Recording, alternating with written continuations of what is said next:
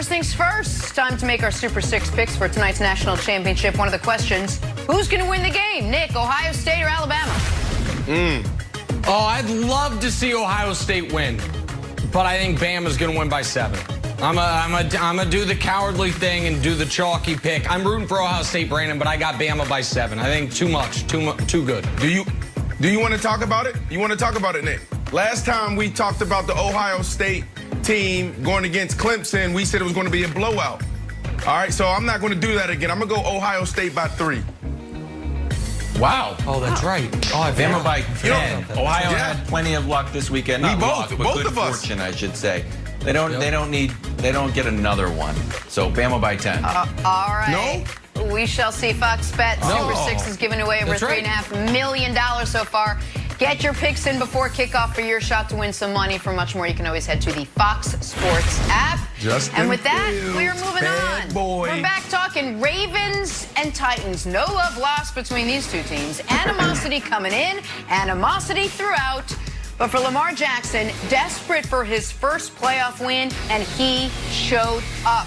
Ravens defense did too, holding Tennessee to a season low in points. Ravens get the win. We'll talk about the antics that followed in a little bit. But first, Vick is joining us now. Mike, good morning. Thanks for hanging out. What did you make of Lamar in his first playoff win? I was very impressed. I knew Lamar was not going to be denied with the playoff win yesterday. And coming into the game, it was extremely, full focus on his part. I expected Greg Roman to dial up the game plan catered to Lamar and his abilities. You see, he ran for 136 yards, and I think that was the telltale sign of why they won the football game. But, throughout the course of the game on third downs, managing the game on first and second downs and not putting the ball in harm's way, bouncing back from the interception early in the game, I think that was paramount. And for his confidence and moving forward, this game is going to catapult him into, the echelon of players where, he can compete on this level. And I think, going into next week is going to be even better. The game is going to be even easier. The game plan is going to be more simplified. So I expect them to go out next week and pretty much do the same. But yesterday was a good step in the right direction for Lamar and a great opportunity for him to get his first playoff win. And, once you do that, things just start to overflow, man. So, it's not an easy task getting that first win, but once you get that first win, you can kind of steamroll and feel good about it. Success for any player, whether you're in year 1, year 3, or year 13 or 15, it means a lot. When you think about Lamar Jackson, everything you just talked about, let's look at that interception that he threw. I mean, I was cringing in my seat like, oh, no, Lamar, don't do this. This is your opportunity. That was a horrible throw by Lamar Jackson. Horrible decision by Lamar Jackson. And he overcame that. And when you, like you said, Mike, when you have success in this moment, in this type of game, it actually takes your game to a whole nother level. Because throws like this, you're uptight.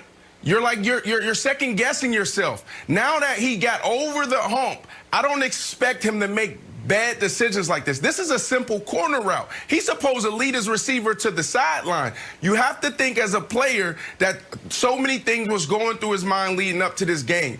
To answer your question, Jenna, we saw MVP Lamar Jackson, the same Lamar Jackson that we've been seeing for the last 2 years. Electric, one of the best athletes in all of sports. He was phenomenal. He was good in the passing game. And I have to say good because Greg Roman stood up and they did a good job. And Lamar made some great decisions. He was 17 for 24.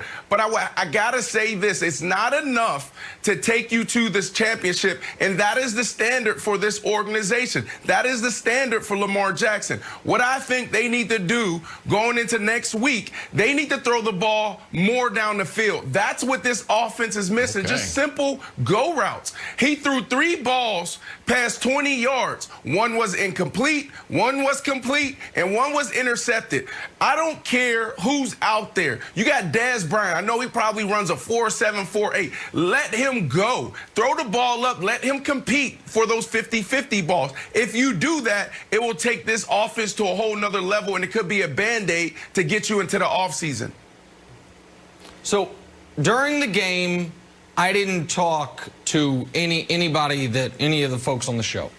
But I know how long Vick has been a supporter of Lamar's, and I know how long Brandon has been a vocal supporter of Lamar's. And I, a few years ago, stood on the table when he was getting ready to be drafted, and the discussion surrounding him I thought was in such poor taste about changing position. Yeah. And I bet all three of us were feeling the exact same way after that interception. Oh, no. Yeah. This again. Yeah. Like, Yeah. this is going to be terrible. It's going to haunt him. He's going to have to wait another year and then play with even more pressure on his shoulders in the postseason next year. And honestly, it's the type of thing that could have been a fork in the road moment of his career. And he took the right exit. Yep. He took the exit, which was, how about I just kick their ass for the next 3 quarters? What about that? How about I just do things that only Lamar Jackson can do? How about I turn a sack into a 48-yard touchdown when 3 Titans have an angle on me, including an all-pro safety, and I just dust him? And this is why last week I said, as a Chiefs fan, the Ravens are the team that scares me. Because you might now see the better version of Lamar Jackson because that monkey is off his back. You're right, Brandon, that it's the standard in Baltimore is the Super Bowl. But Wilds, even though they haven't achieved that goal, this was such a massive hurdle that they overcame, and doing it in the fashion of, oh, not built to come from behind. Well, you're down 10-0. Down 10-0, and then you beat them 20-3 the rest of the way. I think it makes the Ravens right now the 3rd most dangerous team in the entire NFL. Chiefs, Packers, Ravens is how I would power rank it right now. I like that. I like that. But you guys, I felt like now I got to be the mean guy on the set. I'm supposed to be like the funny, nice guy. We all know how this story is going to end. It's going to end exactly.